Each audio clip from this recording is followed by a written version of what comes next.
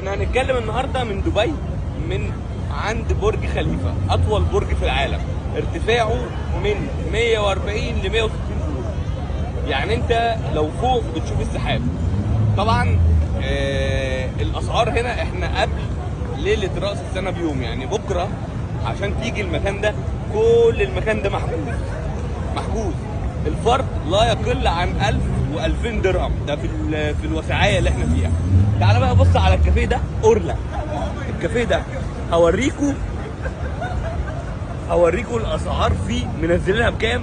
تشوف ترابيزه 10 افراد ب 200,000 درهم عشان تشوف افتتاح برج خليفه.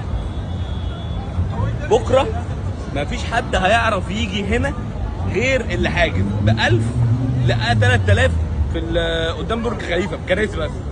كافيهات اقل حاجه 200,000 درهم.